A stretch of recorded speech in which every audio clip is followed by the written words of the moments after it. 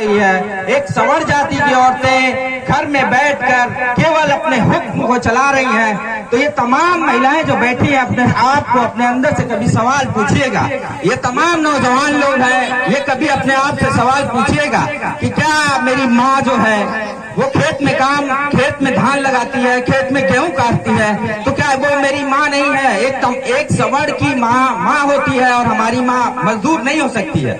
ये चीजें समझना हम लोगों को बहुत जरूरी है। अगर हम रोड पे चलते हैं तो हमारे घर की बहन बेटियों को मतलब बड़ी जातियों के लोग किस तरह के कमेंट करते हैं, ये हमारे तमाम नौजवानों को इस बात को समझना चाहिए। राजनीतिक पार्टियां कैसे और किस तरीके से वोट मांगती हैं, ये उनका तरीका हो सकता है, लेकिन जो बहुजन समाज है वो हर किसी का अधिकार, हर किसी की बहन बेटी की इज्जत उतनी ही बराबर है। और हम भीम आर्मी से संबंध रखते हैं, तो इसलिए मैं आप लोगों को, और यहाँ तक मैं आया हूँ, तो मैं इस बात का आप लोगों को भीम आर्मी के माध्यम से आश्वासन दे रहा हूँ कि अगर कोई भी बहन बेटी हमारी अगर रोड पे जा रही है, कॉलेज पे जा रही है, अगर पढ़ रही है, लिख रही है, अगर वो अपने मर्जी से प्रेम कर रही है तो कोई बात नहीं, कोई दिक्कत नहीं। वो अपने समझ से अगर प्रेम कर रही है तो उसमें मुझे कोई दिक्कत नहीं है। अगर किसी लड़की को, अगर किसी भी, या तो वो ओबीसी या बहुजन समाज का, अगर जबरदस्ती उसको छेड़ रहा है या परेशान कर रहा है या उसे पढ़ने नहीं दे रहा है या उसे आगे बढ़ने नहीं दे रहा है, तो मैं सभी लोगों से गुजारिश करूंगा कि हमारी भीम आर्मी के किसी भी व्यक्ति से आप संपर्क करें और उसे उसके मुकाम तक पहुंचाया जाएगा और उसे उच्च शिक्षा और हर तरीके से उसे सुरक्षित रखा जाएगा। ये भीम आर्मी का दावा है यहाँ पे, ठीक है। और एक थोड़ा सा सिस्टम को आपको समझना पड़ेगा। इतने बेहतरीन हमारा संविधान, जो लोग अपने आप को सर्वश्रेष्ठ मानते हैं, वो भारत का संविधान लिखने की औकात नहीं रखते हैं। हम उस वंशज से हैं जहां हमेशा इतिहास लिखा जाता है। कभी भी अपने आप को छोटा ना समझे। अम्बेडकर ने हमको निचले स्तर से और ऊपरे स्तर तक सभी को एक अधिकार दिया है। उस अधिकार को समझिए। आप कहीं भी छोटे नहीं हैं। आप भी आईएएस बन सकते हैं, आप भी एसडीएम बन सकते हैं, आप भी मुख्यमंत्री बन सकते हैं। सारे अधिकार आपको दिया गया। अपने वोट की कीमत को समझो। डॉक्टर भीमराव अम्बेडकर ने वो ताकत दी है कि यहाँ से आप बटन दबाओगे, अपनी मर्जी का राजा चुनोगे। इस बात को समझ लो और अपने वोट का सही इस्तेमाल करो। कौन आपके लिए लड़ रहा है, कौन आपके लिए चल रहा है, इन बातों को समझना है। अगर आप नहीं समझेंगे तो अपने भविष्य के साथ धोखा करेंगे और समाज को टुकड़ों में बांट देंगे। और एक बात रही कि जो देखिए, मोदी सरकार ने सारी चीजों को बेच दिया, रेलवे को, एयरलाइंस को, अभी एलआईसी को भी बेचने की तैयारी पूरी तरीके से कर चुके हैं। तो आप ये समझिए कि अगर सारी चीजें प्राइवेट हो जाएगी तो आपको आरक्षण नहीं मिलेगा। आप सिंपल से एक सोचिए ना कि अगर आप एक दुकान खोलेंगे तो उसमें आप किसको रखेंगे कर्मचारी? अपने घर को, अपने घर के भाई बिरादर या अपने मामा फुआ के लड़के को ही रखेंगे ना।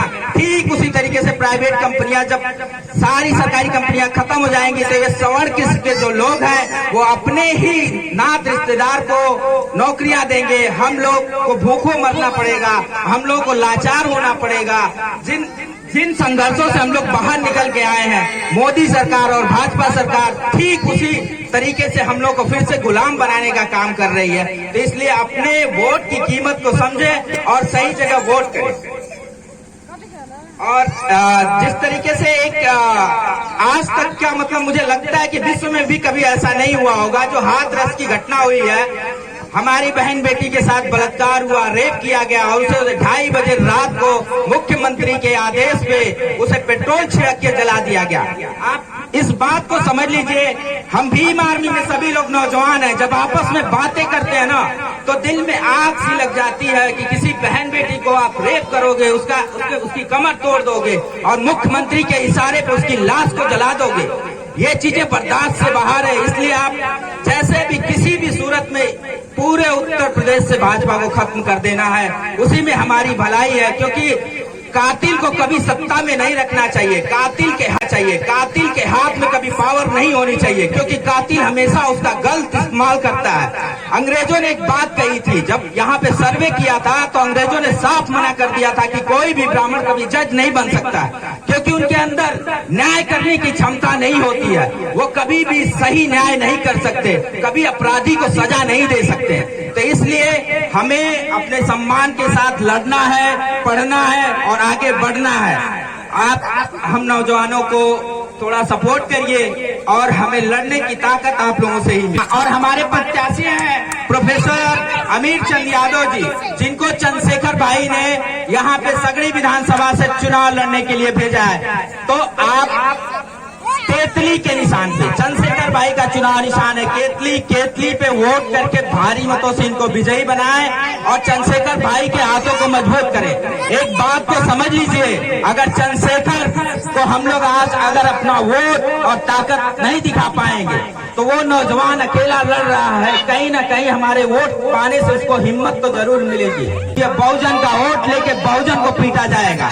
आप जिसको भी वोट कर रहे हैं समझ लीजिए, हाथी कब कहाँ चला जाएगा कोई गारंटी नहीं है। चंद्रशेखर हमारे लिए बहुत लड़ रहे हैं, उनको कभी भी कोई पद नहीं मिला, ना कभी कोई अर्थव्यवस्था मिली है, फिर भी हमारे लिए दिन रात एक करके चल रहे हैं। उनके त्याग को अगर आज हम नहीं समझे तो आगे चल के हमारे लिए बहुत मुसीबतें खड़ी होने वाली है। एक एग्जाम्पल के तौर पे आपको बता दूं, अमित शाह का लड़का है जय शाह, सबसे बड़ा निकम्मा और नकारा, जिसको क्रिकेट के बारे में कुछ भी नहीं पता है और भारत की सबसे पैसे वाली क्रिकेट BCCI है, उसको वहाँ का सेक्रेटरी बना दिया है। वो पूरे पैसा, पूरा भारत क्रिकेट बोर्ड का पूरा पैसा उसके जेब में जाता है। और आज पाकिस्तान के खिलाफ इतना बुरी तरीके से इंडिया हारी है। किसी ने सवाल पूछा, ये हमेशा अपने चुनाव को जीतने के लिए हिंदू और मुसलमान करते हैं। कभी अमित शाह के बेटे से जय शाह से किसी ने सवाल पूछा कि हमारी इंडिया इतनी बुरी तरीके से वो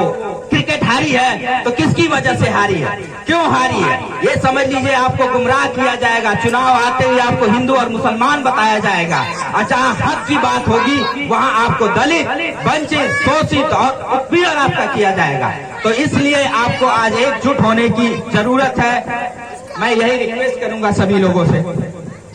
और मैं इसी के साथ, आप लोग काफी समझदार हैं, आज सोशल मीडिया का दौर है और आप लोग समझते होंगे सारी चीजों को, फैसला आपके हाथ में है।